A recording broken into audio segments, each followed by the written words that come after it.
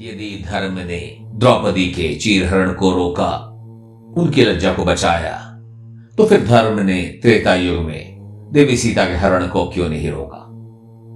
प्रश्न तो बनता है ना?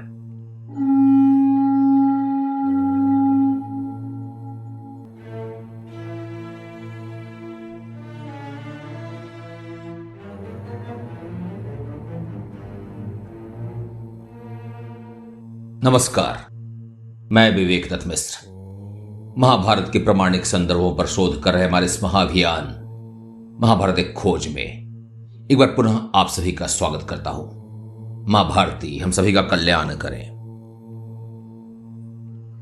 गत 2 अध्यायों से हम उस प्रसिद्ध द्यूत सभा पर्व पर चर्चा कर रहे हैं जो महाभारत काल के लिए भी एक अभूतपूर्व घटना थी। ये वो दिन था जिस दिन की घटना चक्र में एक एक पल में मानो कई युग समाये हुए थे, मानो एक एक पल में कई युग बीत रहे थे। हां, उसी एक पल में सम्राट युधिष्ठिर सम्राट से दास युधिष्ठिर बन गए। धर्मराज युधिष्ठिर एक जुआड़ी युधिष्ठिर बन गए। और ऐसे एक पल में सहस्त्रों वर्षों से चली आ रही वो आर्य संस्कृति, जहां आर्य शब्द का अर्थ ही होता है सभ्य, सुसंस्कृत, सज्जन पुरुष, वैसे ही एक आर्यों से भरी सभा में मानो आर्य संस्कृति की तिलांजलि दे दी गई हो और मर्यादा की सारी सीमाएं टूट गई बस एक पल में। और जब अधर्म अपने चरम पर पहुंचता और ग्रहण धर्म पर लग जाते हैं, जब अधर्म अपने चरम पर पहुंचता और ग्रहण धर्म पर लग जाते हैं, खंबा फाड़कर नरसिंह भी वहीं प्रकट हो जाते हैं। खंबा फाड़कर नरसिंह भी वहीं पर प्रकट हो जाते हैं। वैसा ही दिखा दृश्य उस दिन भी चमत्कृत करने वाला था। दुशासन ज्यों ज्यों वस्त्र खींचता, वस्त्र और बढ़ता जाता था। दुशासन ज्यों ज्यों वस्त्र खींचता, वस्त्र और भी बढ़ता जाता था। वैसा ही दिखा दृश्य उस दिन भी कुछ चमत्कृत करने वाला था। कैसे कहें कौन कर्तव्य अद्भुत दिखलाता था, कैसे कहें कौन कर्तव्य अद्भुत दिखलाता था। कोई धर्म रक्षित रक्षिता का मंत्र दोहराता था, कोई धर्म रक्षार्थ जन्मे श्री कृष्ण की जय जयकार गाता था, कोई धर्म रक्षार्थ जन्मे श्री कृष्ण की जय जयकार गाता था। न सिर्फ पांचाली की लज्जा बचाता, धर्म स्वयं की भी रक्षा करता जाता था। आप सोच सकते हैं, आप प्रश्न कर सकते हैं कि यदि धर्म ने द्रौपदी के चीरहरण को रोका, उनकी लज्जा को बचाया, तो फिर धर्म ने त्रेता युग में देवी सीता के हरण को क्यों नहीं रोका? प्रश्न तो बनता है ना? इस प्रश्न के उत्तर में मैं कहूंगा, अभी भी धर्म ने सिर्फ द्रौपदी के चीरहरण को विफल किया है। श्री कृष्ण साक्षात प्रकट नहीं हुए हैं, चक्र सुदर्शन का संधान नहीं हुआ है, खंबा फाड़कर नरसिंह प्रकट नहीं हुए हैं। अभी उसका समय नहीं आया था। कदाचित किसी भी अस्त्र से समस्या का समाधान नहीं किया जा सकता था, और वो इसलिए कि द्रौपदी चीरहरण संपूर्ण दुर्घटना नहीं थी। एक दुर्घटना का महत्वपूर्ण सूचक था, एक इंपॉर्टेंट सिम्टम था। और जैसा कि चिकित्सक आपको बतलाएंगे कि शरीर का ताप बढ़ना, बुखार अपने आप में कोई बीमारी नहीं, एक बीमारी का सूचक मात्र है। Fever is not a disease but A symptom. और कई बार यदि हम एक बढ़े हुए तापमान, एक फीवर को पूरा बीमारी मान लें और उसके इलाज में जुड़ जाएं, तो कदाचित संभव है कि असली बीमारी हमारे पकड़ से दूर हो जाए, छूट जाए, छुप जाए और आगे चलकर अधिक भयावह रूप ले ले। इसलिए चिकित्सा लक्षण का नहीं, बीमारी का होना चाहिए, और अभी वो बीमारी हमारी पकड़ से दूर थी। और ऐसा यदि न होता तो कदाचित इस चमत्कारी, इस दैवीय घटना के बाद यह कथा यहीं पर समाप्त हो जाती। पर ईश्वर के प्रतीक सज्जनों को तो दिख जाते हैं, पर अधर्मी कहां अपने पाप का बढ़ता घड़ा देख पाते हैं। नियति कहें या प्रकृति कहें, नीति कहें या प्रकृति कहें, यही उसका है अद्भुत विधान। नियति कहें या प्रकृति कहें, यही है उसका अद्भुत विधान। पातकी स्वयं ढोता है अपने पाप को, पातकी स्वयं ढोता है अपने पाप को, जाता उधर जहां है उसका विनाश। कर्ण दुर्योधन अब भी धर्म का मर्म समझ ना पाते थे। कर्ण दुर्योधन अब भी धर्म का मर्म समझ ना पाते थे। जहां दुर्योधन द्रौपदी को अपनी जंघा पर बिठाना चाहता था, जहां दुर्योधन द्रौपदी को अपनी जंघा पर बिठाना चाहता था, वहीं कर्ण कभी अपने पति को छोड़ अन्य को चुनने की राह बताता था, तो कभी दासी धर्म के विधान से, तो कभी दासी धर्म के विधान से कौरवों से संभोग करने को उसको सिखाता था, कौरवों से संभोग करने को उसको सिखाता था। ध्यान दें, यह आर्य संस्कृति के हमें दो विश्लेषण मिलते हैं। एक जिसकी चर्चा हमने अपने पिछले अध्याय में की थी। भीमसेन ने कहा था, एक जुआड़ी भी किसी स्त्री को दांव पर नहीं लगाता, एक जुआड़ी भी किसी स्त्री को दांव पर नहीं लगाता। यह भीमसेन की मर्यादा थी। और दूसरी ओर एक कर्ण की मर्यादा है, जिसने पिछले अध्याय में कहा कि एक दासी को नग्न अवस्था में भी सभा में लाने में कोई अनर्थ नहीं है, कुछ गलत नहीं है। और अभी के अध्याय में वो कहता है कि दासी धर्म के विधान से दासी का कर्तव्य है कि अपने मालिकों के साथ संभोग करें, उनकी इच्छा की तृप्ति करें। अब आप ये नहीं कह सकते क्योंकि कर्ण ने कहा, कदाचित वो उस समय के समाज की मर्यादा हो, क्योंकि ऐसा वर्णन हमें महाभारत काल में सिर्फ एक जगह पर और मिलता है, जिसकी चर्चा हम आगे करेंगे, और वहां पर भी इसकी चर्चा का धर्मी ही करेगा। और हमें संवाद मिलता है रामायण काल से, जहां मंथरा धाई कैकेयी की माता के सामान आदर पाती थी। तो आपका क्या विचार है? हमारे प्राचीन संस्कृति का सही विश्लेषण यहां पर कौन कर रहा है, भीमसेन या कर्ण? हमेशा की तरह आपके विचारों का इंतजार रहेगा। तो आइए, तो इसके साथ ही आगे बढ़ते हैं। कर्ण दुर्योधन अब भी धर्म का मर्म समझ ना पाता था। जहां दुर्योधन द्रौपदी को अपनी जंघा पर बिठाना चाहता था, वहीं कर्ण उसे अपने पति को छोड़ किसी अन्य को चुनने की राह दिखाता था। और सभा मौन रहना चाहती थी। न करे न्याय, न उतरे मुखौटा न्याय प्रियता का। तो सभी ने डाल दिया दास बने धर्मपुत्र पर करने विवेचना धर्म का।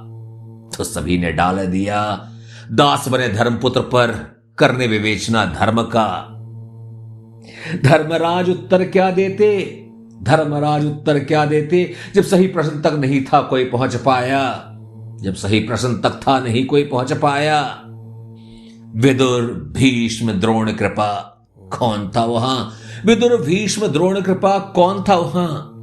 जो धर्म और परंपरा में अंतर समझ पाया। और तब अजय अर्जुन प्रस्तुत हुआ, तर्क का संधान करता, विरस करता जो न्याय का डंबर था वहां चलता। अर्जुन ने कर दिया पर सभा को निरुत्तर।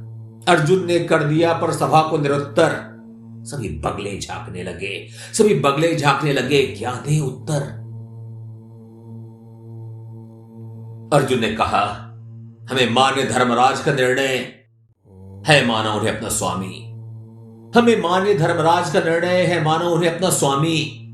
हम दांव पर चढ़े जब थे धर्मराज स्वतंत्र करने को अपनी मनमानी। पर जब पांचाली को दांव पर धरा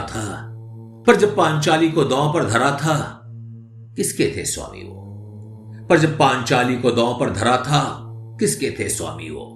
इसका निर्णय करे कुरुसभा यही, नहीं धर्मराज का अधिकार हो।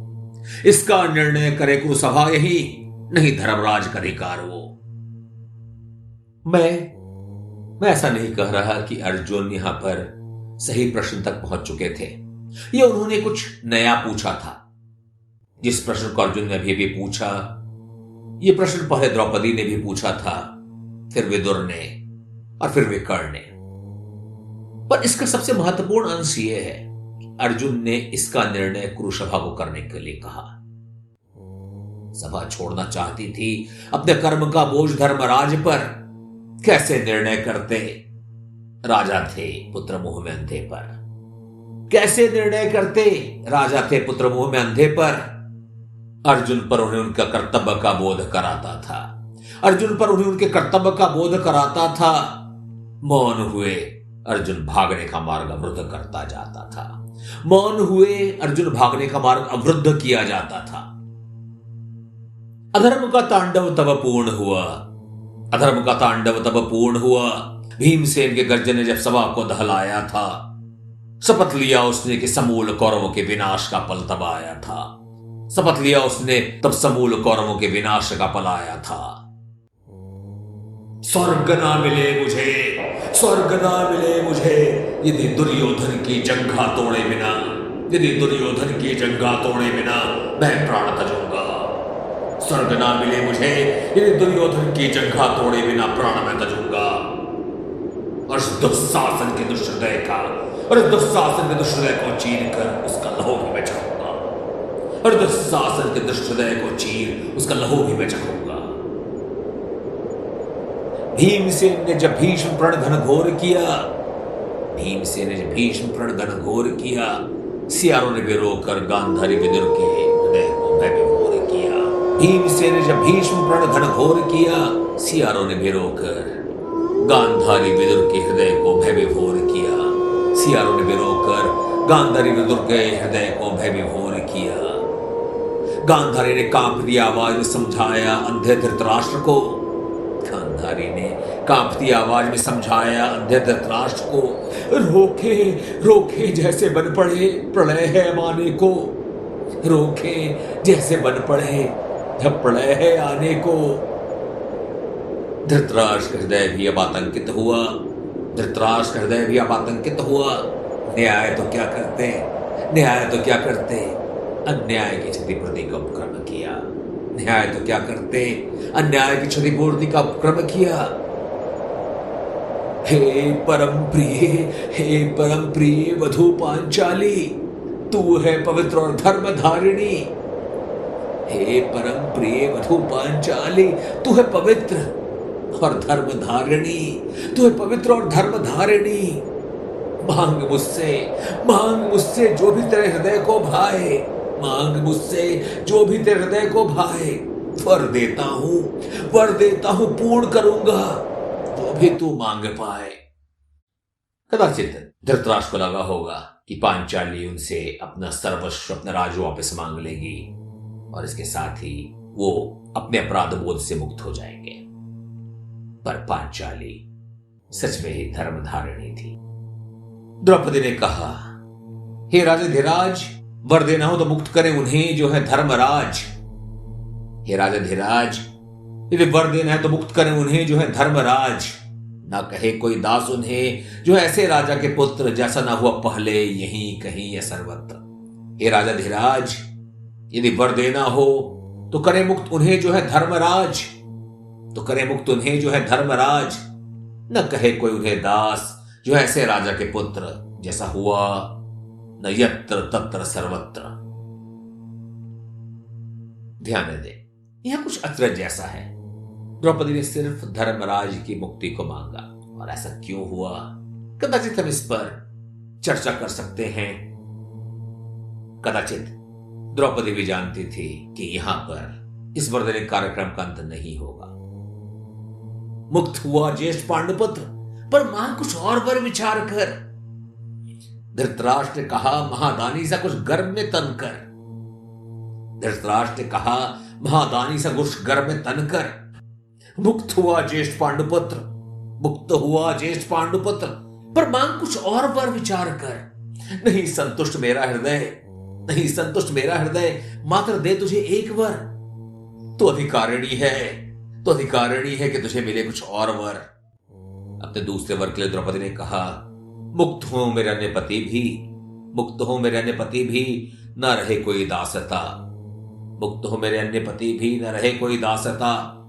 मुक्त करें उनके अस्त्र को कि दिखा सके अपनी वीरता। मुक्त करें उनके अस्त्र को कि दिखा सके अपनी वीरता। इस प्रकार जो धर्म ने हारा था, इस प्रकार जो धर्म ने हारा था, पांचाली ने जीता, दिखा अपनी धीरता। इस प्रकार जो धर्म ने हारा था, जीता पांचाली ने उसे, दिखा अपनी धीरता। धृतराष्ट्र और भी वर देना चाहते थे, धृतराष्ट्र और भी वर देना चाहते थे कि मिटे मन का रोष। धृतराष्ट्र और भी वर देना चाहते थे कि मिटे मन का रोष। प्रसन्न हो पांडव, क्षमा करें उनके पुत्रों का दोष। प्रसन्न हो पांडव, क्षमा करें उनके पुत्रों का दोष। पर याग सैनी धर्म को ले सजग थी, पर याग सैनी धर्म को लेकर सजग थी। दासता से मुक्त हो चुकी, दासता से मुक्त हो चुकी, न अन्य किसी लोभ से आसक्त थी। दासता से मुक्त हो चुकी, न अन्य किसी लोभ से आसक्त थी। पर भीमसेन, पर मुक्त होकर भी भीमसेन कहां हुए मुक्त थे। स्वयं को बांधा था अतुल्य प्रतिशोध के प्रण से। चाहती अभी युद्ध का बिगुल बजाएं, चाहती अभी युद्ध का बिगुल बजाएं, प्रण पूर्ण करें कि अपमान अनल को रक्त से बुझाएं। चाहती कि अभी युद्ध का बिगुल बजाएं, प्रण पूर्ण करें अपमान अनल को रक्त से बुझाएं। पर अग्रज शांति का पाठ उन्हें पढ़ाते थे, पर अग्रज शांति का पाठ उन्हें पढ़ाते थे। धीरज बंधा उसे राज वापस ले जाने को समझाते थे, पर अग्रज शांति का पाठ उन्हें पढ़ाते थे। धीरज बंधा उसे राज वापस चलने को समझाते थे। स्वयं के दोष बोध में दबे जाते थे कदाचित, स्वयं के दोष बोध में दबे जाते थे कदाचित। ठहराना दंड का अधिकारी केवल कौरवों को कहां तक था उचित। धृतराष्ट्र युधिष्ठिर से शांति का वचन पाना चाहता था, धृतराष्ट्र युधिष्ठिर से शांति का वचन पाना चाहता था। ध्यान रख मेरा, ध्यान रख मेरा, ध्यान रख मेरा और अपनी माता गांधारी का, ध्यान रख मेरा और अपनी माता गांधारी का। दुर्योधन ने भले दुष्कृत्य दिखलाया है, दुर्योधन ने भले दुष्कृत्य दिखलाया है, पर धर्म ने आश्रय सदा सुख शांति में पाया है, पर धर्म ने आश्रय सदा सुख शांति में पाया है। इस प्रकार पांडव तत्पर हुए अपने राज्य को जाने को, इस प्रकार पांडव तत्पर हुए अपने राज्य को जाने को, धर्म करुणा में स्थिर रह कदाचित शांति को पाने को। इस प्रकार पांडव तत्पर हुए अपने राज्य को जाने को, धर्म करुणा में स्थिर हो कदाचित शांति को पाने को, धर्म करुणा में स्थिर हो कदाचित शांति को पाने को। दुष्टों से रहकर दूर करना था प्रायश्चित निज कृत्य का, दुष्टों से रहकर दूर करना था प्रायश्चित निज कृत्य का। कहां समझ पाता है मनोज, कहां समझ पाता है मनोज, वो है निमित्त मात्र नियति का। और जैसा मैंने पहले कहा, पल पल में ऐसी घटनाएं घट रही थी जो युगों युगों में भी संभव नहीं हो पाती। भीमसेन के भीष्म प्रण ने एक अंधे राजा को न्यायप्रियता का सीख सिखा दिया, और तो और अंधे राजा ने न्यायप्रिय होने का भ्रम भी पाल लिया। जैसे कुछ पल पहले एक ही पल में सम्राट युधिष्ठिर दास युधिष्ठिर बन गए थे, वैसे एक चमत्कारी पल में दास युधिष्ठिर पुनः सम्राट बन गए, और कदाचित इस संपूर्ण प्रसंग को एक दुष्स्वप्न मान भुलाने को तत्पर भी हो गए। आखिर उन्होंने भीम से जैसा कोई भीषण घनघोर प्रण तो लिया था नहीं। और सच तो यह है कि यदि कथा यहां भी समाप्त हो गई होती तो, पर कथा यहां समाप्त नहीं होनी थी, और इसलिए द्यूत सभा पर हमारी चर्चा हमारे अगले अध्याय में भी जारी रहेगी। तो आपके विचार हम तक पहुंचाएं, आपने क्या विचार किया, क्या निर्णय किया, हमें बतलाएं, और हम श्रुति स्मृति की इस महान परंपरा को निर्वात रूप से जारी रखते हुए मिलेंगे अगले रविवार सुबह 11 बजे। आप, मैं और महाभारत, मां भारती हम सभी का कल्याण करें।